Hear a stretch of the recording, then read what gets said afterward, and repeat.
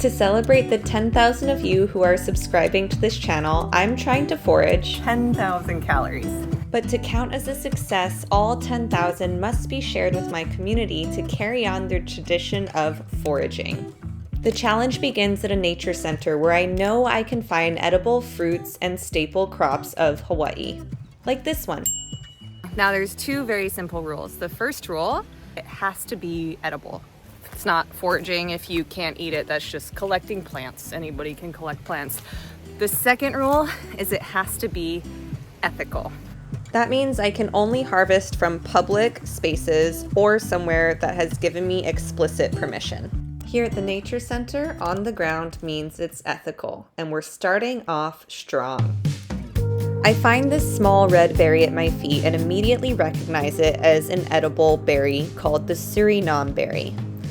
It looks like right off trail there's a few, but from what I can see, most of them are green or maybe at best half ripe. One of the fun things about foraging is once you spot something, you start to see it in other places. And sure enough, down the trail, I come across a very big Suriname cherry tree.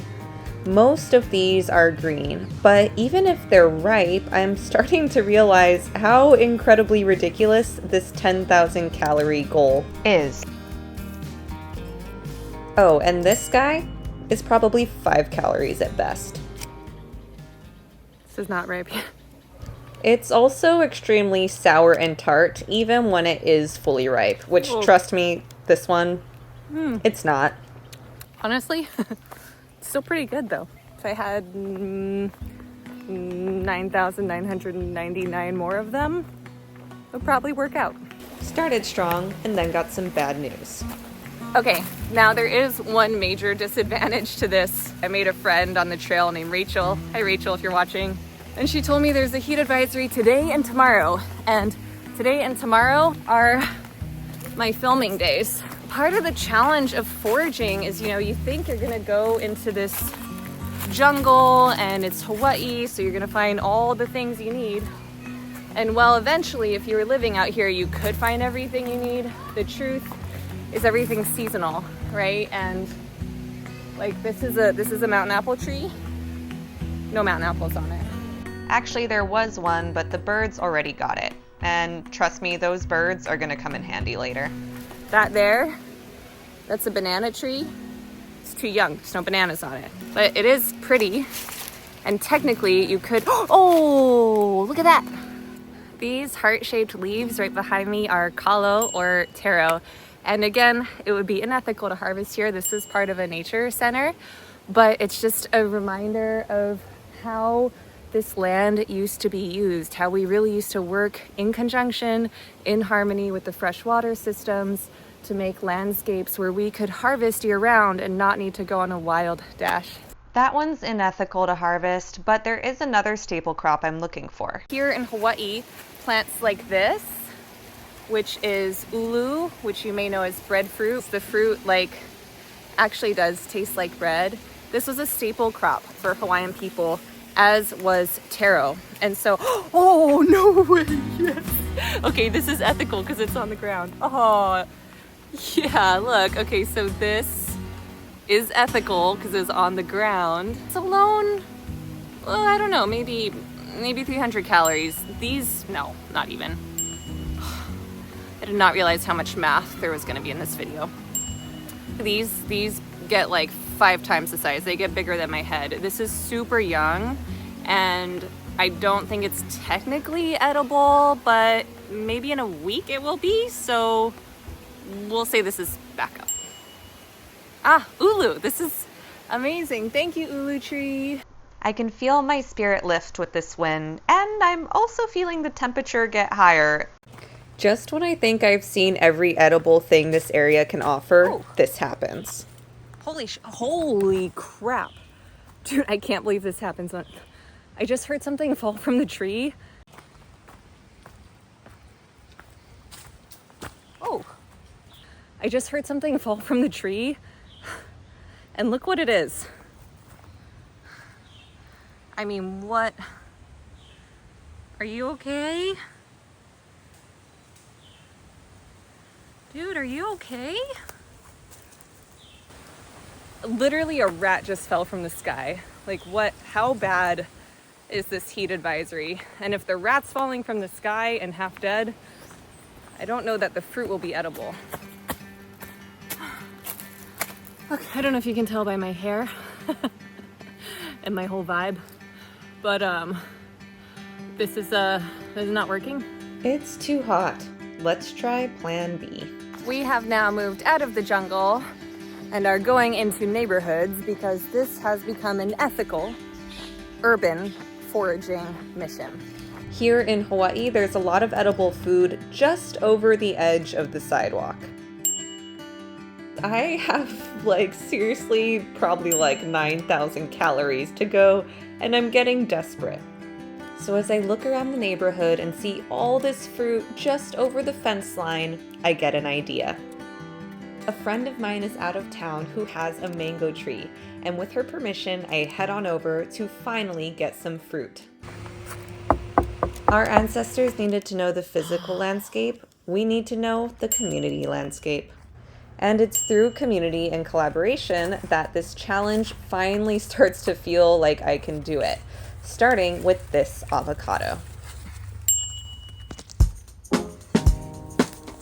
Throughout human history, whenever we've tried to do things alone, it hasn't gone very well. We've always needed each other, and primitive skills like foraging remind me of that. At this point, you might be thinking one of two things. The first option being, Sarah, look at all this fruit. Of course you're gonna get 10,000 calories.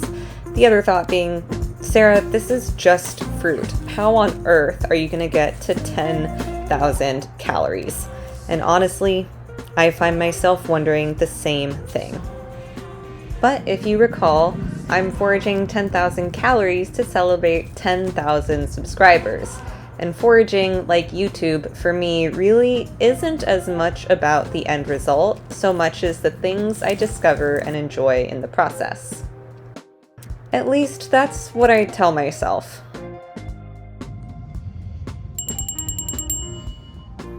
The truth is that one of the reasons I love foraging and coming out to nature is it reminds me how absurd the standards and expectations of modern life can be. Even when a goal feels personal and from your heart, it's so easy for this viral culture and these great expectations to take over and turn something perfectly pleasant into something you need to do right, do fast, and do better. When I'm out in nature, I remember that what I can do now is enough. Except the only mangoes that are left are green, so we gotta keep moving. Time to forage the city streets. I am looking for anything I can eat. Palm berries, fruit berries, a guy named Barry, anything. And my ethics are starting to get questionable. On the other side of this fence, it's like a nursery or something, and I saw 2 baby coconut trees. I'm not gonna break in, but I am just gonna maybe there's some other coconut trees. I mean, that would be a huge, huge score. Oh my gosh, dude. This is such a big score. Oh, thank you. Thank you. Look at this. 1, 2. I mean, these are, oh. Okay, that one is for the mongoose. But this one, I mean, it's small, but even a small coconut is thank you. Okay. It's painfully obvious that as a modern human, even with training, I'm no competition. That's a good sign. For nature. I see a bunch of birds, which means there's probably something they're eating that maybe I could eat too. There is no amount of intellect that can outbeat the instinct of the natural world. At this point, my human ways have failed me and I have gone full on bird. I mean, I don't even know what these are. All I know is they're on the ground and the ants like them and the birds like them, and so maybe they're good. Honestly, I've never even seen these before. But if they're edible, they're calories. But if this guy is eating it, who's an egret, by the way, they must be decent. So I found a pencil. I don't think it came from the tree. And these look a little bit like strawberry guava, but they're definitely not. Whoa. Is it? Oh, dang. This actually might be edible. Look at this. It's like a guava fig. I mean, it smells a little sweet.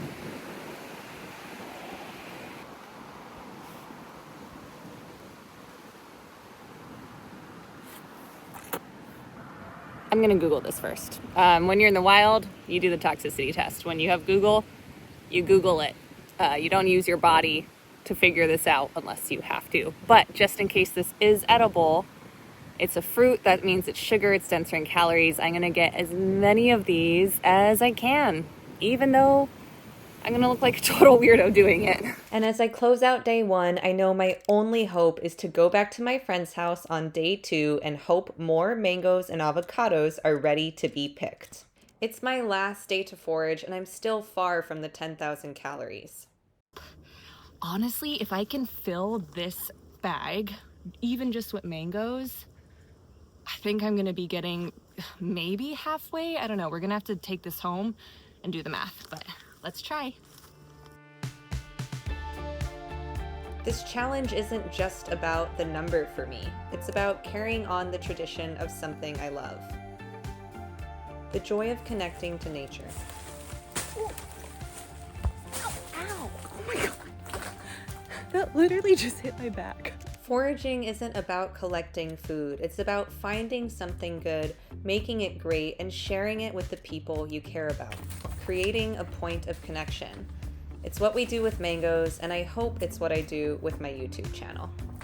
And I hope you find ways to forage joy and connection in your own life.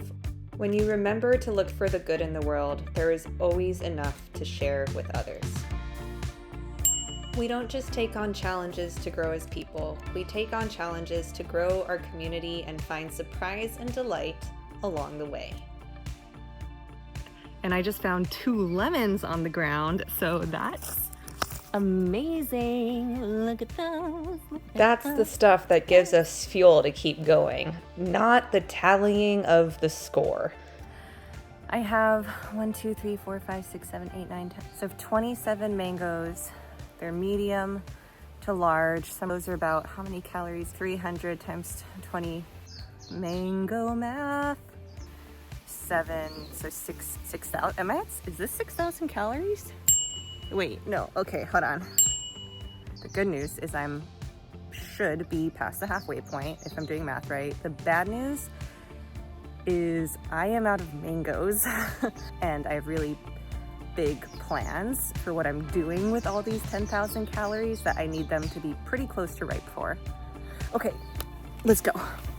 I'm packing up a bag full of almost 30 mangoes, some avocados I found on the ground, some limes, and let's not forget, hope. Honestly, this is so heavy. Like, this might break the bag. This has gotta weigh. Oh, there's another fruit on the ground. I just found one more lemon. Oh my god. I'm not even kidding, like this weighs as much as my backpacking bag. Easily 20 pounds, easily. This is like, I didn't even get to the 10,000 calories. I didn't even get to the thing I'm gonna do with them at the end, but I just feel this immense sense of satisfaction and also connection. Thank you, trees. Thank you, mangoes. Thank you, lemons. Thank you, avocados. Thank you, lizards. And thank you to you at home. And thank you, pineapple bag. Oh my gosh. I'm on my way home and I just saw a plant as I was driving and it is disgusting, but it's calories. It's actually, the Hawaiian medicinal plant, highly prized, highly disgusting. You might already know it. It is the noni plant. I have used this medicinally. They make tinctures. I've used the leaves to alleviate pain topically, but there are a few that will be ready to eat. Blech. would not eat it, but could technically be ready to eat in a few days. And at this point, that's calories. So let's read the goal. Let's go. Stinky noni for the win. I don't know, maybe this is the 10 calories I need to meet my goal. Oh my gosh, you will not believe what just happened. Literally 1 block from my house.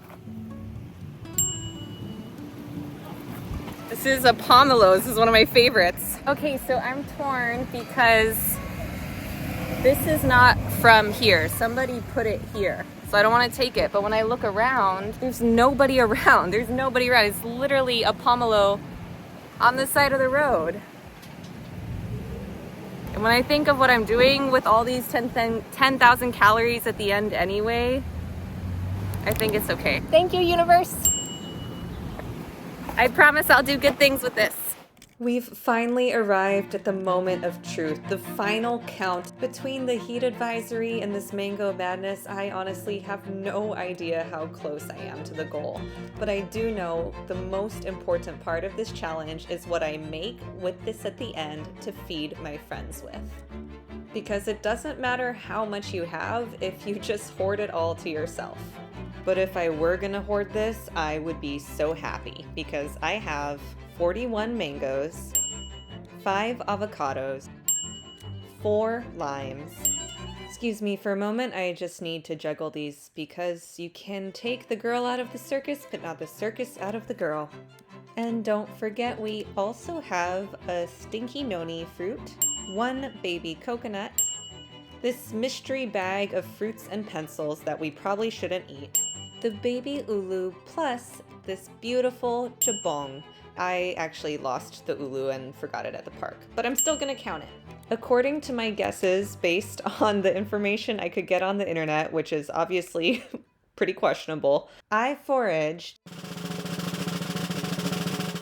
somewhere between 8 and 11,000 calories. Wait. No, I wanted 10,000 calories. I at least wanted to know exactly how many calories all this work added up to. I mean, didn't you? Well, my friends, therein lies the first of the 3 most important lessons I got while foraging this food. Allow me to share these lessons with you while I deliver fruit to friends and get ready for an awesome sunset picnic with mango salsa. Lesson number 1. Despite what shopping, social media, and statistics of success tell us, the things that truly matter can never be counted. Lesson number 2. Even the things we take on alone are never really done solo. There are always people, places, and even plants that help us along the way. And receiving that sweetness is just as important as giving it. So let yourself give and receive. Last but not least, never forget one of the most underrated survival skills of human history. Without this skill, we would have never made fire, we would have never been able to hunt, and we certainly wouldn't have been able to evolve enough to know what kind of fruits and vegetables we could eat without dying. That skill, my friends, is sharing.